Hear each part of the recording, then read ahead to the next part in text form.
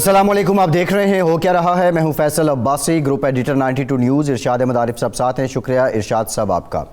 ایک خبر کی اخبار کے مطابق سابق chief justice G B Rana Shamim نے اپنے ایک بیان حلفی میں یہ دعویٰ کیا ہے کہ سابق چیف جسٹس ثاقب نثار نے نواز شریف اور مریم نواز کی ضمانت سے متعلق کیس پر اثر انداز ہوتے ہوئے مبینہ طور پر جج سے کہا کہ الیکشن کے دورانیے میں یہ دونوں لوگ جیل سے باہر نہیں آنے چاہیے، جبکہ سابق چیف جسٹس ثاقب نثار نے اس دعوے کی تردید کی ہے اور کہا ہے کہ رانا شمیم بطور چیف جج جی بی ایکسٹینشن چاہتے تھے جو کہ ان کی آبزرویشن کی وجہ سے انہیں نہیں مل سکی ہے۔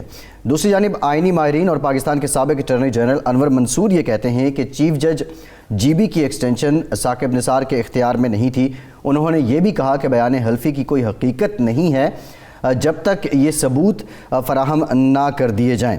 اسلام آباد ہائی کورٹ نے صحافی کے خلاف توہین عدالت کی کارروائی کا آغاز کر دیا ہے۔ صحافی، اخبار مالک، اٹارنی جنرل اور رانا شمیم کو کل ذاتی حیثیت میں پیش ہونے کے لیے نوٹس بھی جاری کر دیا گیا ہے۔ اس دعوے کے محرکات کیا ہیں اور اس کے حسرات کیا ہوں گے، اس پر ان ڈیٹیل بات کریں گے۔ دوسری جانب پارلیمنٹ کا مشترکہ اجلاس بدھ کو طلب کر لیا گیا ہے۔ کل ہونے والا کابینہ کا اجلاس ملتوی کر دیا گیا ہے۔ اب اپوزیشن کی اسٹریٹجی کیا ہے، اسٹیئرنگ کمیٹی کے اجلاس در اجلاس ہوئے ہیں، یہ بھی آپ کو بتائیں گے۔ اور موسٹ امپورٹنٹ، اتحادی مان گئے ہیں۔ اتحادی کن شرائط پہ مانے ہیں، کیسے مانے ہیں، یہ بھی آج کے پروگرام میں ڈسکس کریں گے۔ ارشاد صاحب، آج کی جو خبر ہے یہ ایک نیا پنڈورا باکس کھل گیا ہے، اس کے محرکات آپ کی نظر میں کیا ہیں اور اس کے اثرات کیا ہوں گے؟ ایک تو بڑی حیران کن بات ہے، ہمارے ریٹائر جج ہوں، ریٹائرڈ فوجی ہوں یا بیوروکریٹس ہوں، ان کو سچ ریٹائرمنٹ کے بعد یاد آتا ہے۔ سچ بولنا، سچ کہنا، سچ لکھنا۔ بھائی سچ وہ ہوتا ہے جب کوئی واقعہ رونما ہو رہا ہو، آپ سمجھیں کہ کسی کے ساتھ زیادتی ہو رہی ہے، کوئی شخص اپنے منصبی تقاضوں سے تجاوز کر رہا ہے، آپ اس وقت سچ بولیں، قوم کو بتائیں، لوگوں کو بتائیں، یا متعلقہ فورم پر ہی کم از کم بتائیں کہ بھئی یہ نہیں ہونا چاہیے۔ ایک عادل جو ہے، ایک منصف، ایک جج، وہ جب کرسی پر بیٹھا ہوا ہے اس وقت وہ زیادتی برداشت کر رہا ہے، زیادتی ہو رہی ہے، اس کو دیکھ رہا ہے، بعد میں وہ سچ بولنا شروع ہو جاتا ہے۔ دیکھیں یہ تو بیٹھے ہی اسی لیے ہیں، انصاف کرنے کے لیے بیٹھے ہیں نا، کسی کے ساتھ زیادتی نہ ہو۔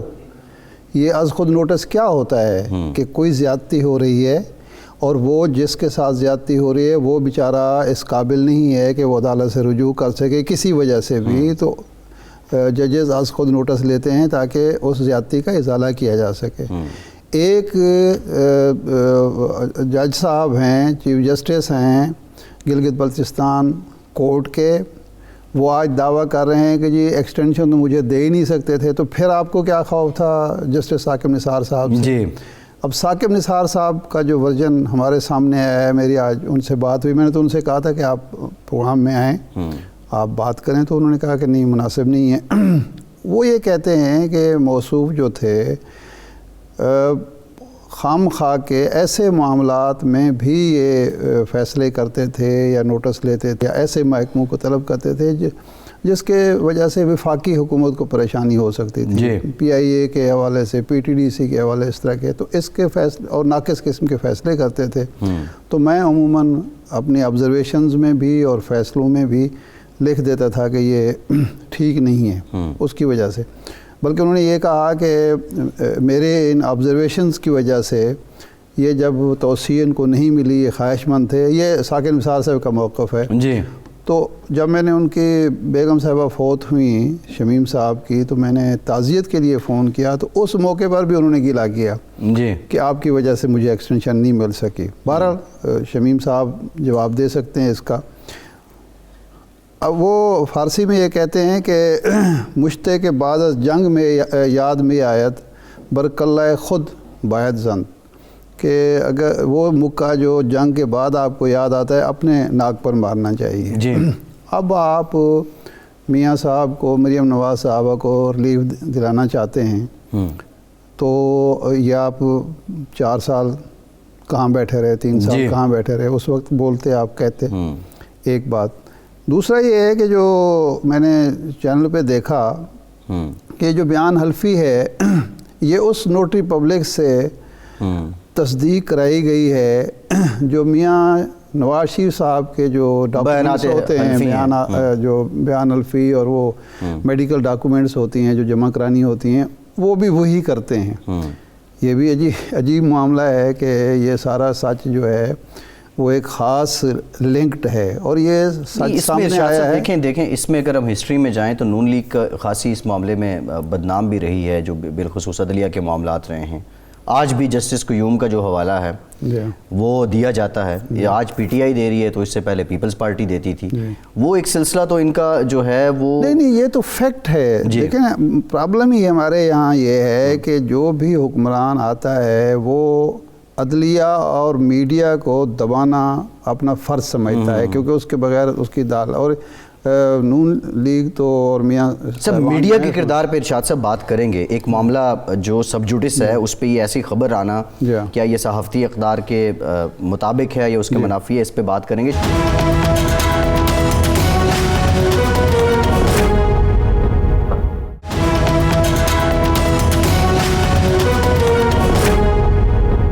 شہباز گل صاحب وزیراعظم کے معاون خصوصی ہمیں جوائن کر چکے ہیں. Thank you very much Shehbaz صاحب آپ کے وقت کا. شہباز صاحب آج کا جو ایپیسوڈ ہے بہت سے بیانات آپ کے سامنے آئے ہیں لیکن وٹ ڈو یو تھنک اس کے محرکات کیا ہیں اور آپ کو لگتا ہے کہ یہ نون لیگ ایک اپنی ریسٹوریشن چاہ رہی ہے؟ بسم اللہ الرحمن الرحیم. آپ کا بہت شکریہ. دیکھیے بات یہ ہے کہ نون لیگ کا یہ پرانا وتیرہ ہے کہ جیسے ہی ان کے کیسز عدالت میں جانے لگتے ہیں وہ کوئی نہ کوئی بہانہ بناتے ہیں. آپ دیکھیے جو لوور کورٹ سے اگر کسی کے خلاف کوئی فیصلہ ہوا ہو تو وہ ہمیشہ ہائر کورٹ میں جاتا ہے اس کے اوپر ریلیف لینے کے لیے اور ریلیف کی کوشش ہوتی کسی بھی بندے کی کہ اس کو جلدی ملے. یہ جو انہوں نے اپیل کی ہے یہ 2020-19 سے 2018 سے اپیل ہوئی ہے 18-19 سے آپ کو پتا ہے. اور اس اپیل میں ابھی تک مریم صفدر جو ہیں وہ 10 بار ایڈجرنمنٹ لے چکی ہیں جھوٹ بول کے بہانے بنا کے, کبھی یہ والا جھوٹ کبھی وہ والا جھوٹ. اور اب جبکہ ایک ایسے جج معزز جج جو اس ٹائم اس مقدمے سے ان کا کوئی لینا دینا نہیں تھا آج وہ عدالت کے ایک معزز ترین جج ہیں ان کو اسکینڈلائز کرنے کے لیے ان کو ڈیفیم کرنے کے لیے اعلیٰ عدالت کو ڈیفیم کرنے کے لیے ایک ایسی کہانی بنائی گئی کہ ان کا اپنا جیسے آپ کو پتا ہے کہ یہ لوگ وکیل کرتے ہیں یہ ہمیشہ جج کرتے ہیں تو ان کا پرانا وتیرہ ہے یہ اپنے ججز رکھنا اور پھر بعد میں ان سے ریٹائرمنٹ کے بعد ان کو عہدوں سے نوازنا. تو یہ جو شمیم صاحب ہیں یہ ساہیوال کے رہنے والے 2015 میں انہوں نے جج لگایا اور یہ انہوں نے ایک ایسا ایفیڈیوٹ دیا جو اسی نوٹری پبلک سے ہوا ہے جس سے نواز شریف اپنے نوٹری پبلک کرواتا ہے. لگتا ہے تھوک میں سودا کیا ہوا ہے کوئی. تو ان کو نقل کے لیے عقل کی ضرورت ہوتی ہے. پہلے بھی مریم صفدر صاحبہ دکھا چکی ہے کیلبری فونٹ میں کہ یہ اتنے بے وقوف ہیں کہ جب یہ نقل کرتے ہیں تو عقل بھی استعمال نہیں کر سکتے. اس دفعہ بھی وہی ہوا. اب انہوں نے وہ بیان حلفی دیا اور اس میں کہانی بنائی کہ چیف جسٹس صاحب ان کے پاس آئے تھے, پھر انہوں نے وہاں سے بیٹھ کے فون کیا اور فون کر کے کہا فلاں بندے کو سزا دے دو. تو اگر اس معاملے کے اوپر کسی کو سزا دی جا سکتی ہے تو سب سے پہلے تو مریم کے پاپا اور چاچا کو دینی پڑنی ہے جن کی فون کال ریکارڈ پر موجود ہے جو انہوں نے جسٹس قیوم کو کی تھی. تو سب سے پہلے تو ان کے گھر والوں کو اس پہ سزا ملنی چاہیے. نمبر 2 رانا شمیم صاحب جو ہیں وہ اتنی دیر تک انہوں نے یہ جو خواب ہے وہ پبلک کو نہیں سنایا. اتنی دیر کے بعد اتنا اہم بات اپنے سینے میں دفن رکھی. ان کے اوپر FIR ہونی چاہیے. اتنا اہم قومی فریضہ جو انہوں نے ادا نہیں کیا. نمبر 3 ان سے پوچھا جانا چاہیے کہ آپ جو لندن میں اس ٹائم وہاں پر آپ بیٹھے ہوئے ہیں تو کیا آپ شریف برادران کے پیسے پر وہاں بیٹھے ہوئے ہیں؟ کیا آپ کا ٹریول اور سب کچھ ان کی طرف سے سپانسر ہے؟ اگر آپ کی وہاں پر کوئی جائیدادیں ہیں تو کیا وہ شریف فیملی نے آپ کو لے کے دی ہیں؟ تو یہ سارے سوالات ان سے پوچھنے پڑنے ہیں. اور تیسری بات ان سے یہ پوچھنی پڑنی ہے کہ بجائے آپ ویڈیو بنائیں کسی کی گندی فلمیں بناتے ہیں ویڈیوز بناتے ہیں اپنے لوگوں کی بھی گندی فلمیں بناتے ہیں دوسروں کی بھی اور پھر انہوں نے ریلیز کرتے ہیں. یہ سارے گندے کام کرنے کی بجائے لوگوں کی ویڈیوز بنانے کی بجائے لوگوں سے جعلی ایفیڈیوٹس لینے کی بجائے آپ رسیدیں کیوں نہیں دے دیتے؟ یہ ایفیڈیوٹ پہلے بنایا پھر اس کو نوٹرائز کروایا تو کیا آپ اپنی رسیدیں نہیں دے سکتے؟ رسیدیں بھی تو اسی طرح سے ایشو کرنی ہے کہ جی یہ اپارٹمنٹ خریدے تھے اس پیسے سے خریدے تھے. سب کو پتا ہے کہ نواز شریف نے وہ جو 4 اپارٹمنٹس ہیں وہ اپنی بیٹی کے نام پر خریدے جب ان کا کوئی کاروبار نہیں تھا. تو رسیدیں دکھا دیں صرف, جان چھٹ جائے گی. تو یہ جو ہیلے بہانے یہ کرنا چاہ رہے ہیں, یہ بڑی دیر کے یہ والے کام کر رہے ہیں. یہ آج پہلے دن نہیں کر رہے, لیکن یہ کام نہیں چل سکیں گے. اور گل صاحب, ضمیر تو کسی شخص کا کسی وقت بھی جاگ سکتا ہے. کوئی ضروری تو نہیں نا کہ اگر تاخیر ہو جائے تو انسان سچ بھی نہ بولے. نہیں, بالکل ضمیر تو کسی ٹائم بھی جاگ سکتا ہے, لیکن ضمیر ہو تو تب جاگتا ہے نا. اگر ضمیر موجود ہی نہ ہو تو وہ کب جاگتا ہے, پہلے مجھے یہ بتائیے. اور ضمیر ایسے نہ جاگے کہ وہ منور ظریف کی فلم لگے ضمیر نہ لگے. تو بات یہ ہے کہ کوئی بنتی جڑتی بات کرتے ہوتے ہیں. یہ ایسی بات ہی ہے جیسے میں کہوں کہ ارشاد عارف صاحب لاہور سے میرے پاس آئے, پھر انہوں نے یہاں سے بیٹھ کے فون کیا, پھر فون کر کے یہ احکامات دیے کہ فلاں بندے کو جو ہے وہ جناب والا ساؤتھ پنجاب میں قتل کر دیا جائے. پھر ان کے کہنے پر وہ پہلے میرے پاس تشریف لائے اور پھر انہوں نے یہاں سے آ کے فون کیا. کوئی عقل کو ہاتھ مارتے ہیں, کوئی بات کرنے والی کرتے ہیں.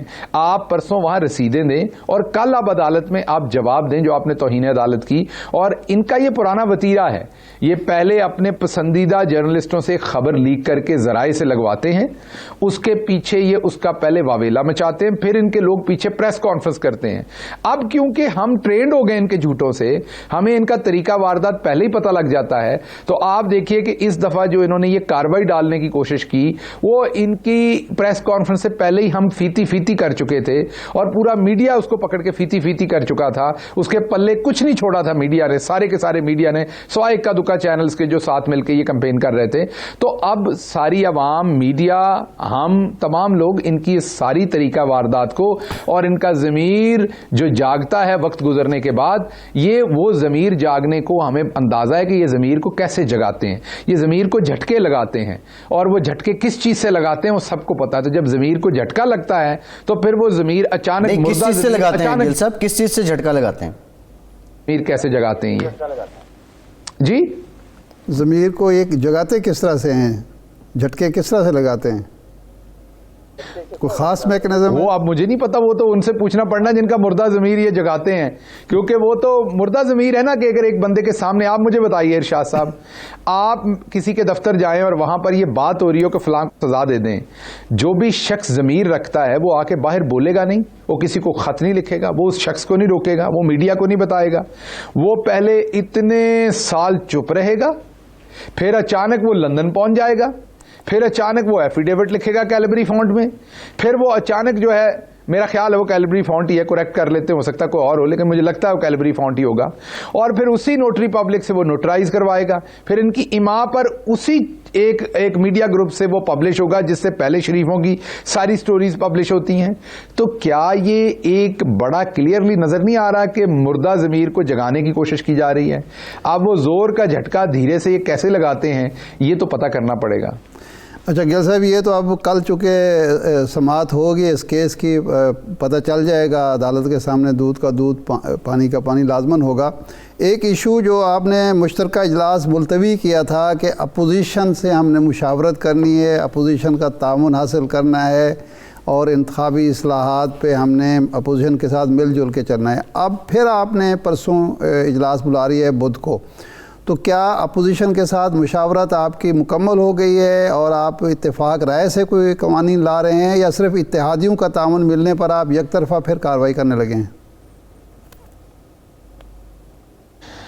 دیکھیے, آج پرائم منسٹر صاحب کی ملاقات ہوئی ہے تمام اتحادیوں کے ساتھ. پہلے بھی آپ کو پتا گفت و شنید رہتی ہے, آج بھی ہوئی ہے. تمام چیزوں کے اوپر بڑی سیر حاصل ڈسکشن ہوئی ہے, جس کے بعد یہ متفقہ فیصلہ کیا گیا کہ پرسوں اس کا سیشن بلایا جائے گا, اس میں یہ بل پریزنٹ کیے جائیں گے.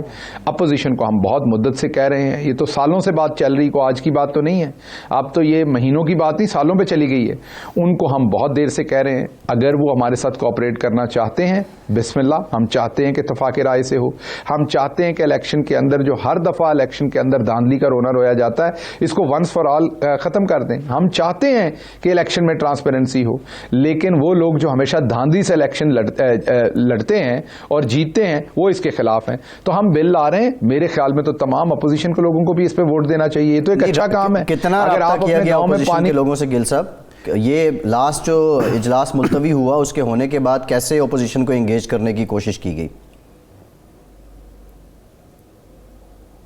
نے آپ کی خدمت میں عرض کیا کہ یہ پہلی کوشش نہیں، پہلے بھی بہت دیر سے کوشش ہے، وہ تو اپوزیشن نے فیصلہ کرنا اپنا، حکومت اور اس کے اتحادی یہ بل لا رہے ہیں اور پھر پرسوں میں اس پہ جو بھی کارروائی ہوگی وہ آپ کے سامنے ہوگی۔ تو جو آپ کے اتحادیوں کے تحفظات تھے وہ دور کر دیے گئے ہیں اور اپوزیشن کی اب ضرورت نہیں ہے آپ کو؟ یعنی دیکھیے، ہم یہ سمجھتے ہیں کہ یہ جو الیکٹورل پروسیس کو ریفارم کرنے کے بل ہیں، پاکستان تحریک انصاف نے ان کا بیڑا اٹھایا، بات کی، یہ آسان کام نہیں تھا، یہ بہت ہی بولڈ سٹیپ تھا، اور پاکستان تحریک انصاف اور اس کے اتحادیوں کی یہ بہت بڑی کامیابی ہے کہ اتنا بولڈ وہ ایک ریفارم لے کے آ رہے ہیں۔ یہ ریفارم کوئی ہمارے لیے نہیں، اس میں ہمارا ذاتی فائدہ نہیں، آپ کا الیکشن ٹرانسپیرنٹ ہو جائے گا۔ تو ہم تو چاہتے ہیں کہ پورا پاکستان کا ہر شخص اس کی سپورٹ کرے، ہم اپوزیشن کو بھی دعوت دیتے ہیں، آئیں وہ آ کے اس پر ووٹ کریں، اس میں ان کا بھی فائدہ ہے۔ وہ بھی کہتے ہیں نا کبھی کبھی کہ ہمارے الیکشن میں داندھی ہوئی، تو سب کچھ صاف ہو جائے گا، داندھی نہیں ہو سکے گی۔ تو کہنے کی بات آپ کو یہ ہے کہ اگر وہ ووٹ دینا چاہتے ہیں ضرور تشریف لائیں، نہیں دینا چاہتے تو اب ان کی ہٹ درمی کے اوپر ملک میں جو ہم نے ایک اصلاحات لانی ہے اس کو روکا تو نہیں جا سکتا۔ نہیں، اس کا مطلب ہے کہ جناب اسد قیصر صاحب کی جو کوشش تھی، جو انہوں نے خط بھی لکھا تھا، وہ کسی کنارے نہیں لگ سکا، وہ معاملہ اسی کی طرح کا اسی طرح ہے، اپوزیشن آپ کے بقول ہٹ درمی پر قائم ہے۔ دیکھیے، ابھی تک تو اس پہ کوئی ڈیولپمنٹ جو بھی ہوئی وہ آپ سے پھر اسد قیصر صاحب کا آفس ہی شیئر کرے گا، میں تو اس پوزیشن میں نہیں کہ میں شیئر کر سکوں، وہ تو آپ کو ان کے آفس سے پوچھنا پڑے گا، اسپیکر کا ایک انڈیپینڈنٹ آفس ہوتا ہے، جو ہماری پوزیشن ہے وہ آپ کو بتا دی۔ جی ٹھیک ہے، بہت شکریہ۔ معاون وزیر اعظم کے شہباز گل صاحب ہمارے ساتھ موجود تھے۔ ایک بریک لیتے اور بریک کے بعد ذرا یہ آپ کو بتائیں گے کہ قاف لیگ کی آج جو میٹنگ ہوئی ہے اس میں کس نے کیا شکوے کیے ہیں، ہمارے ساتھ رہیے۔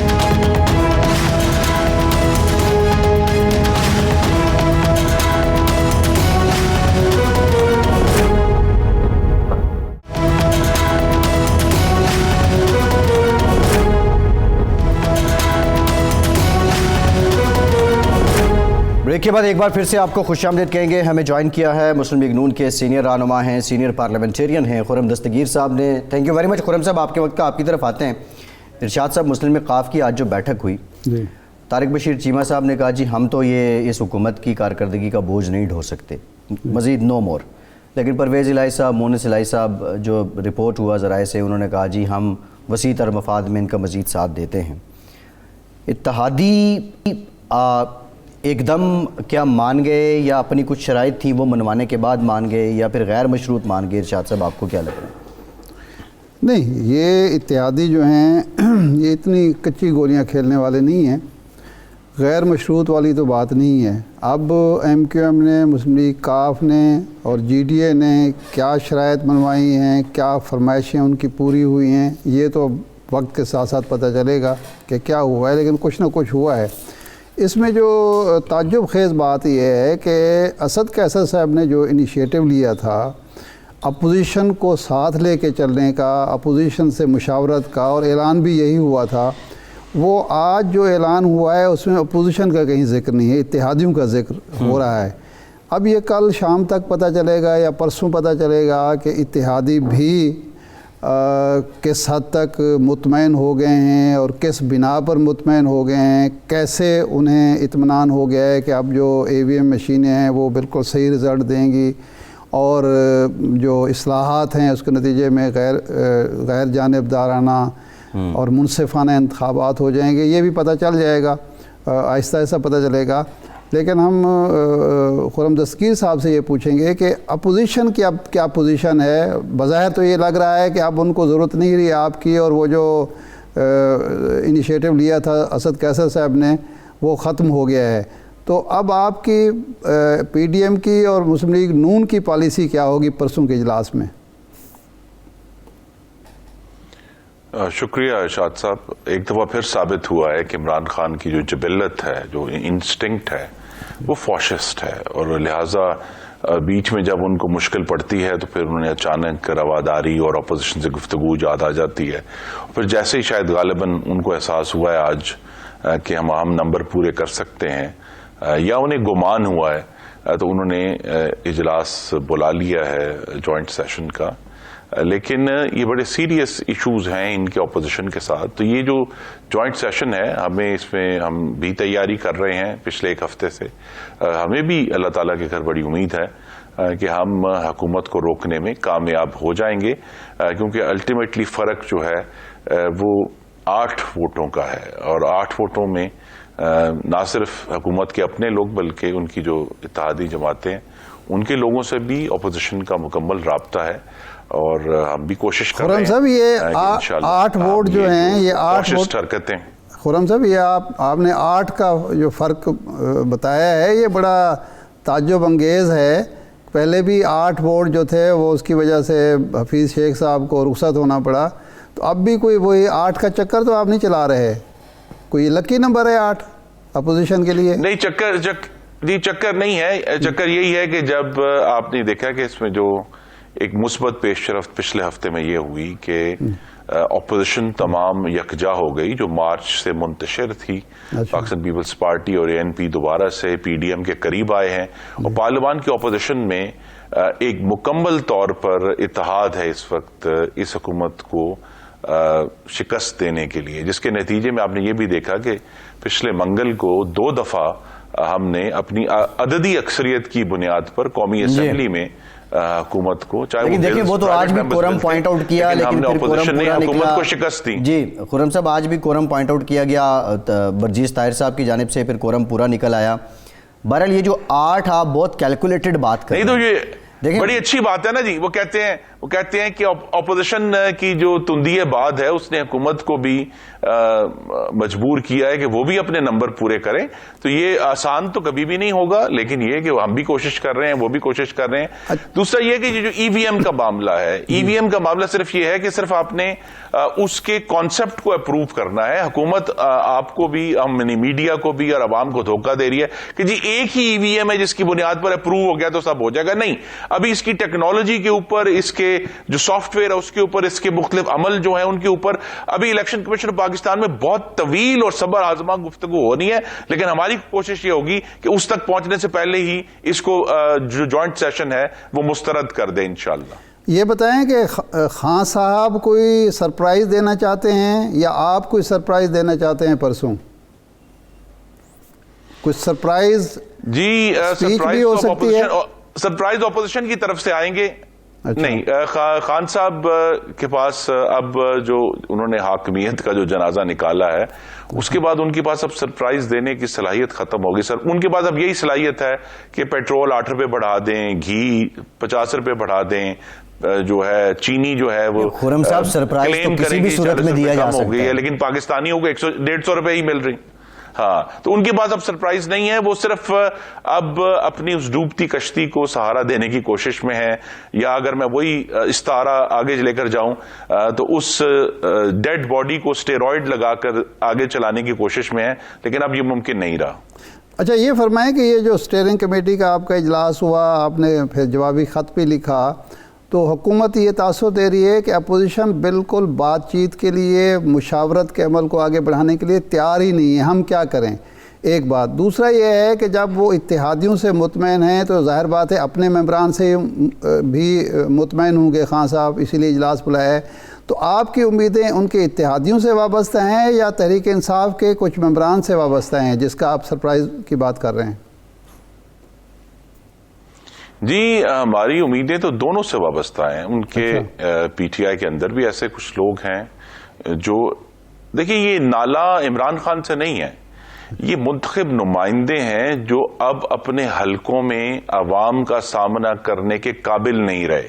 ان سے جب پوچھا جاتا ہے نا جی 4-5 لفظ ہیں، دوائی، آٹا، چینی، پیٹرول، گھی، تو وہ جواب دینے کے قابل نہیں رہے اب کہ جی ہم کیا جواب دیں گے کہ جی آج پیٹرول 150 روپے لیٹر کیوں ہے، جبکہ پہلے کبھی ایسے نہیں ہوا. یا چینی جو ہے وہ جو 3 سال پہلے ملک میں وافر تھی آج چینی نہیں ہے.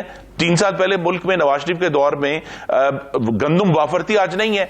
तो ये सारे लोग नाला से ज्यादा अपनी अपनी जो सियासी बका है उसकी जंग लड़े और सियासी बका की खातिर इंशाल्लाह अपोजिशन को सपोर्ट करेंगे। अच्छा खुर्रम साहब, अभी ये गिलगित बल्तिस्तान के साबिक चीफ जस्टिस का एक बयान हल्फी सामने आया और हुकूमत के तर्जमान और बाकी वज़राए कराम ये कह रहे हैं, आज असम्बली में भी डिबेट हुई बहुत बड़ी, कि ये सारा मियां नवाज शरीफ साहब और मुस्लिम लीग का किया धरा है, उन्होंने ये सारा कुछ किया है और ये जज को लंदन में बिठाया हुआ है और वहाँ से ये इवन नोटराइज करने वाला भी एक ही है और वहाँ से बयान हल्फी जमा कराया गया है। सिर्फ मरीम नवाज साहिबा का और नवाज शरीफ साहब का जो केस है उसको मुलतवी करने के लिए या तवालत देने के लिए और जजों पर प्रेशर बढ़ाया जा रहा है, तो आपका ख्याल है, और बज़ाहिर क्राइन भी यही लग रहे हैं, तो ये क्यों कर रही है मुस्लिम लीग या शरीफ खानदान? जी, सबसे पहले तो ये कि हम सब के कान पक गए हैं वज़ीर आज़म इमरान खान के भाषण सुनते हुए कि जी इंग्लिस्तान का निज़ाम कितना ज़बरदस्त है और वहाँ कितनी दुरुस्तगी है और कितने असूल हैं। तो ये जो एफिडेविट सामने आया है जिस पर एक बरतानवी नोटरी पब्लिक है, तो ये एफिडेविट इटसेल्फ की तो मेरे ख्याल में इसकी सेहत पर शक नहीं किया। एफिडेविट दिया गया है, एक ब्रिटिश नोटरी पब्लिक ने उसको नोटराइज किया है। अब उसके बाद 2 इश्यूज उसके अंदर रेज हो जाते हैं और 2 इश्यूज रेज हो जाते हैं जिसका मुस्लिम लीग नून से ताल्लुक नहीं है, लेकिन बहरहाल चूंकि वज़ीर आज़म नवाज शरीफ उसमें इन्वॉल्व हैं, 2018 के इलेक्शन का इशू इन्वॉल्व है, वो ये है कि अवाम के सामने अब अयां हो रहा है। पहले जो आपको मालूम है एक वीडियो थी जिसमें नैब कोर्ट के बाहर नामालूम अफराद जो हैं जिनको पकड़ लिया गया था, जो असर डाल रहे थे, वो वीडियो सामने आई। एक पजल कहते हैं ना, जिगसॉ पजल के मुख्तलिफ टुकड़े आके अब वो तस्वीर मुकम्मल कर रहे हैं। उसके बाद जज अरशद मलिक का सारा मामला जो है वो सामने आया पजल के अंदर और इशू आए। खुद सुप्रीम कोर्ट की जो जजमेंट थी तखयलाती तनख्वाह के ऊपर जिस पर नवाज शरीफ को ताहयात नायल किया गया, वो भी उस जिगसॉ पजल का बहुत बड़ा हिस्सा। तो आज एक और पीस आके जुड़ गया है कि किस तरह रियासत के सतून जो थे वो ना सिर्फ नवाज शरीफ के खिलाफ काम कर रहे थे बल्कि ऐसी टाइमिंग इस्तेमाल कर जिसके जरिए 2018 के इंतखाबात पर भी असर अंदाज हुए वो। तो ये जो इश्यूज हैं कि ना सिर्फ नवाज शरीफ के खिलाफ विच हंट है बल्कि 2018 के इंतखाबात के ऊपर रियासती सतून जो हैं वो असर अंदाज हुए, ये बहुत ही तशवीशनाक बात है। और मुझे ये उम्मीद है कि इस्लामाबाद हाई कोर्ट ने सुबह जो हेयरिंग कॉल की है इस एफिडेविट के ऊपर, उसमें फिर तयन होगा कि भी कौन से कवानीन है जिनका पाकिस्तान के कवानीन जिनका इतलाक करके इस एफिडेविट से कोई फायदा उठाया जा सकता है। अच्छा खुर्रम साहब, ये जो मुश्तरका इजलास वाला मामला है, आपने 8 बड़ा कैलकुलेटेड फिगर इस्तेमाल किया है और ये 8 आप कह रहे हैं कि 8 का फ़र्क है। आपका राब्ता कितने लोगों से है और जिनसे राब्ता है क्या किसी ने यकीन दहानी भी करवाई है फ्लोर पे आपकी हिमायत की या ना आने की या कोई तरीका कार? जी देखिए, मैं तो उस राब्ता टीम का हिस्सा नहीं हूं। जो असल मालूमात है वो उनके पास ही है और उनके पास ही रहनी चाहिए। ये हकीकत जो है वो इंशाल्लाह जॉइंट सेशन में ही राब्ता टीम में कौन कौन शामिल है और अल्लाह ताला हमें सुरखरू करेगा। या सादिक साहब और साद रफीक साहब नहीं, मैं तो वेरीफाई नहीं कर सकता कि कौन लोग हैं, लेकिन शाद साहब बड़े वेल इन्फॉर्म्ड आदमी हैं, उन्हें मालूम होगा।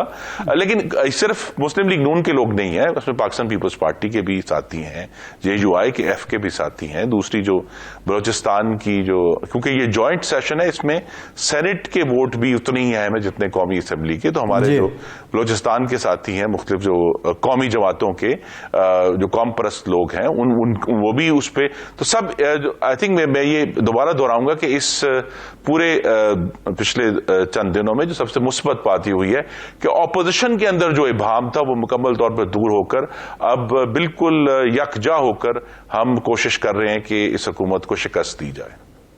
तो अच्छा, ये फरमाएं कि अगर मिसाल के तौर पर ये हम फ़र्ज़ कर लेते हैं कि हुकूमत कामयाब हो जाती है اور جس کے امکانات نظر آ رہے ہیں، اجلاس اسی لیے بلایا گیا ہے. اس کے بعد لائحہ عمل مسلم لیگ نون کا اور اپوزیشن کا کیا ہوگا؟ جی، لائحہ عمل یہی ایوان میں اور ایوان سے باہر مزاحمت کی جائے گی، لیکن غالباً آپ دیکھیں گے کہ پہلے مرحلے میں اسپیکر قومی اسمبلی یا چیئرمین سینٹ کے خلاف ہم عدم اعتماد کی تحریک لانا چاہیں گے، اور اس کا اصل مقصد اپنے نمبر سے زیادہ اس بات کا تعین کرنا ہے کہ کیا مقتدرہ ابھی بھی حکومت کے ساتھ ہے یا نہیں ہے. ہمیں اس عمل سے پتہ چل جائے گا، اور اس کے بعد پھر یہ انفارمیشن جب ہمیں مل جائے گی تو پھر ہم 2 بار سکی ہو چکی ہے چیئرمین سینٹ کے معاملے پہ اپوزیشن کو. خرم صاحب، ایک بار پہلی مرتبہ جب تحریک عدم اعتماد لائی گئی، دوسری بار جب دوبارہ انتخاب ہو رہا تھا صادق سنجرانی صاحب کا. نہیں، ڈپٹی اسپیکر کے خلاف بھی آپ نے قرارداد پیش کر کے واپس لے لی تھی، تو اب حالات بدل گئے ہیں، آپ سمجھتے ہیں کہ کامیابی ہو سکتی ہے؟ اور ایک بات دوسرا، اس کا مطلب پیپلز پارٹی کا نقطہ نظر آپ نے مان لیا عدم اعتماد کا؟ نہیں، ہم عدم اعتماد دیکھیں، ایسا عدم اعتماد جس سے حکومت کو گرایا جائے اور حکومت نئی بنائی جائے، وہ میں نے کہا ہم اس جنازے کو کندھا دینے کے لیے کوئی بھی تیار نہیں ہے، کیونکہ اگلے 1.5 سال میں پاکستان کی جو معیشت ہے وہ مزید دیگرگوں ہوگی اگر یہ حکومت جاری رہتی ہے. تو اب تمام اپوزیشن اس پر متفق ہے کہ ہمیں وہی لائحہ عمل اختیار کرنا ہے جو ہمیں جلد از جلد عام انتخابات کی طرف لے کر جائے. خرم صاحب، یہ حکومت چل جاتی ہے یا عمران خان صاحب بطور وزیر اعظم رہتے ہیں؟ ان 2 چیزوں میں بڑا فرق ہے. ان ہاؤس تبدیلی کی بھی کچھ باتیں ہو رہی ہیں. جی، ان ہاؤس تبدیلی کی باتیں ہو رہی ہیں، لیکن ان ہاؤس تبدیلی کا آپشن بھی تبھی ہمارے سامنے اگر اس پر کوئی غور ہوگا اگر ان ہاؤس تبدیلی سے فوری طور پر انتخابات کروانے میں مدد ملتی ہے کہ جو بھی اگر نیا وزیر اعظم بنے وہ اپنا حلف عمران خان صاحب تو شاید یہ نہ کریں، لیکن جو بھی وزیر اعظم بنے وہ حلف اٹھاتے ہی اسمبلی کو تحلیل کر کر نئے انتخابات کا اعلان کرے، کیونکہ اصل مقصد تو یہ ہے کہ پاکستان کے عوام کی منتخب اور نمائندہ حکومت آئے جو پھر آ کر آٹا سستا کرے، جو چینی سستی کرے، جو بجلی سستی کرے، ان کی قیمتوں میں استحکام لے کر آئے، اور عوام کو اور جو نوجوان ہیں ہمارے مرد و خواتین پاکستان کے، ان کو اس مایوسی سے نکالے کہ یہ ملک جو ہے تیزی سے نیچے کی طرف اور ایک کھائی میں گر چکا ہے. جی ٹھیک، بہت شکریہ خرم دستگیر صاحب، آپ کے وقت کا آپ موجود تھے. ایک بریک لیتے ہیں اور بریک کے بعد ذرا جو پارلیمنٹ کا مشترکہ اجلاس ہے یہ اجلت میں بلانے کے لیے کیوں فیصلہ لیا گیا، اس کے محرکات کیا ہیں اور ہو کیا کہہ سکتا ہے، بریک کے بعد بات کریں گے.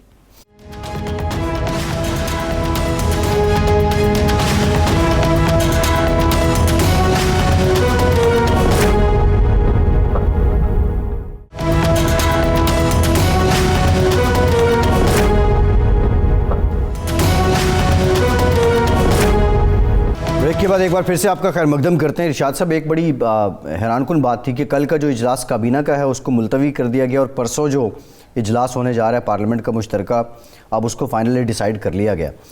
لیکن سوال یہ ہے، خان صاحب کا اگر ہم کرکٹنگ کیریئر بھی دیکھیں تو اس میں وہ ایک رسک لینے والے کپتان بھی رہے ہیں اور کھلاڑی بھی رہے ہیں.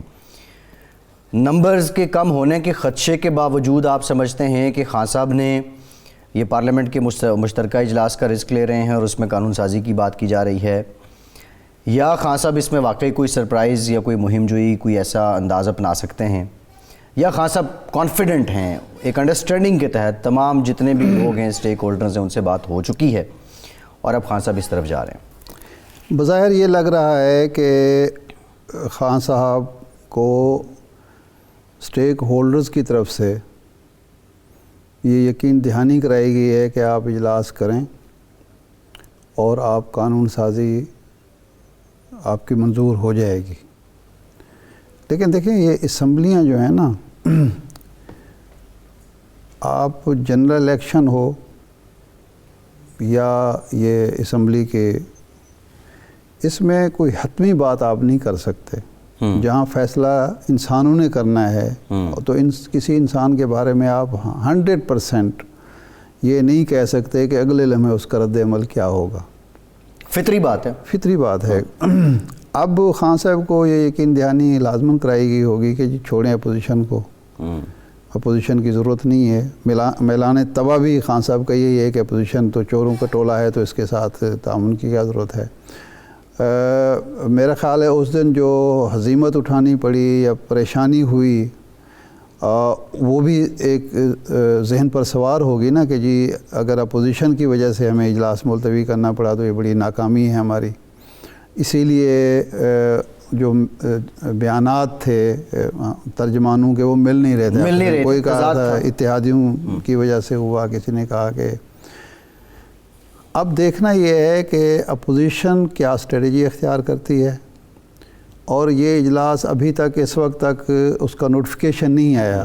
شیخ رشید صاحب نے اعلان کیا ہے کہ پرسوں 2 بجے ہوگا, پہلے بھی اسی طرح یہ اعلانات ہوئے تھے, لیکن نوٹیفیکیشن جب آیا تھا 4:30 بجے جو خاقان عباسی صاحب نے ہمیں بتایا تھا, اس کے کوئی 28 منٹ بڑی امپورٹنٹ بات ارشاد صاحب, وہ ملتوی ہو گیا. زہرانے نے یہ بتا دیا تھا کہ بندے کم ہیں. جی, اب کیا کوئی دوبارہ زہرانہ ہوگا یا طریقہ کار کیا ہوگا؟ اب زہرانہ یا میٹنگ تو لازماً ہوگی نا, پارلیمانی پارٹی کی مشترکہ پارلیمانی جو پارلیمانی پارٹی ہے حکومت کی, یعنی حکومتی جماعت اس میں تحریک انصاف اور اس کے اتحادیوں کی ایک مشترکہ میٹنگ تو ہوگی جی, وہ بھی پلان کی گئی ہوگی. اب اپوزیشن کہ لوگوں سے جو بات ہماری ہو رہی ہے وہ بھی بڑے کانفیڈنٹ ہیں, وہ یہ سمجھتے ہیں کہ اس وقت اسٹیبلشمنٹ وہ حکومت کی پشت پر اس طرح سے نہیں ہے کہ وہ جو پہلے ان کو گلہ شکوہ ہوتا تھا وہ نہیں ہے ایک طرف, لیکن حکومت بھی بہرحال اپنی جگہ پہ کانفیڈنٹ ہے. 8 بندوں کا جو فرق 8 کا یہ عجیب فگر ہے, یا تو یہ لکی نمبر ہے اپوزیشن کا, میں نے پوچھا تھا وہ ذرا ٹال گئے, یا تو یہ کوئی 8 کا پھر کوئی چکر چل رہا ہے. اس میں جو چیز ہے مسلم لیگ نون سے زیادہ پیپلز پارٹی, کیونکہ زرداری صاحب اس کھیل کے بڑے ماہر ہیں اور کھلاڑی ہیں بڑے, اور یوسف رضا گیلانی صاحب جیسے لوگوں کی جو ان کو کمک حاصل ہے. جنوبی پنجاب میں گیلانی صاحب الیکشن جیتیں یا ہار جائیں, لیکن انہوں نے بطور وزیر اعظم, بطور چیئرمین اسپیکر قومی اسمبلی جو تعلقات بنائے ہیں, مخالفین بھی ان کا احترام کرتے ہیں, بنائے اور نبھائے ہیں. ابھی جو ایک نام منظر سے غائب ہے, سنا ہے کہ وہ اب کاروبار میں مصروف ہو گئے ہیں, جہانگیر ترین صاحب جو جن کا اس وقت بڑا ڈنکا بجا تھا, وہ بھی سامنے نہیں آ رہا. اب دیکھنا یہ ہے کہ تحریک انصاف کے اتحادی اور تحریک انصاف کے اپنے ارکان کا رویہ کیا ہے, کیا واقعی وہ مطمئن ہو گئے ہیں اور انہیں یقین دہانی کرا دی گئی ہے کہ جو شکوے شکایات آپ کے تھے اب دوبارہ پیدا نہیں ہوں گے. اگر تو ایسا ہوا ہے, ہو سکتا ہے حکومت کے پاس بڑے وسائل بھی ہوتے ہیں, طاقت کے علاوہ وسائل بہت زیادہ ہوتے ہیں, اور وہ اس پوزیشن میں ہوتی ہے کہ اب کسی کا شکوہ شکایت دور کر سکے. لیکن اس قانون سازی اگر یہ بلڈوز ہو جاتی ہے اکثریت کی بنیاد پر جی, تو اس کا ہرگز مطلب نہیں کہ یہ امپلیمنٹ بھی ہوگی, کیونکہ خواہ وہ ای وی ایم ہو یا باقی اصلاحات ہوں, اگر اپوزیشن اس کو منظور نہیں کرتی جی, تو یہ خلا میں نہیں ہو سکتا. عدالتوں کے دروازے کھلے ہیں, عدالتوں کی طرف بھی جایا جا سکتا ہے. اس کے علاوہ ہمیں یہ معلوم نہیں کہ الیکشن کمیشن کا رویہ کیا ہوگا جی. ایک یہ بات دستگیر صاحب ٹھیک کہہ رہے تھے, خرم دستگیر صاحب, کہ جناب ایک آپ نے منظور تو کرا لیا کہ مشین کے ذریعے ہو سکتا ہے, لیکن یہ طے تو پھر بھی الیکشن کمیشن نے کرنا. الیکشن کمیشن کو آپ نے اجازت دے دی, الیکشن کمیشن کو آپ نے موقع فراہم کر دیا کہ وہ کرا سکتا ہے, وہ اس قانون سازی کے مطابق پابند نہیں ہے کہ وہ کرائے گا. یعنی ضد تو پوری ہو جائے گی کہ ہم نے منظور کرا لیا ہے, لیکن جو امپلیمنٹیشن ہے, جو عمل درآمد ہے, وہ جب تک الیکشن کمیشن تیار نہیں ہوگا ذہنی طور پر, جب تک اپوزیشن اس کو تسلیم نہیں کرے گی, اس وقت تک آپ غیر متنازع منصفانہ انتخابات کی منزل حاصل نہیں کر سکتے. سوال یہ ہے, ای وی ایم پارلیمان سے قانون منظور ہو جاتا ہے, الیکشن کمیشن کو یہ کہہ دیا جاتا ہے کہ آپ ان کا استعمال کریں. الیکشن کمیشن جواز پیش کرتا ہے کہ وقت کم ہے, یا کوئی بھی جواز ہو سکتا ہے, کنسیپٹ ہے یا جو بھی ہے.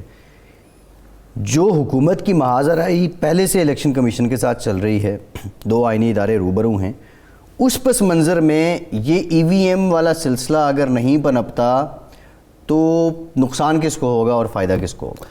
ایک میں دلچسپ بات بتاؤں آپ کو، یہ 2017 کے جو انتخابی اصلاحات ہیں جو میاں نواز شریف صاحب کے شاہد خاقان عباسی صاحب کے دور میں منظور ہوئی تھی، اس میں بھی ان مشینوں کا ذکر موجود ہے۔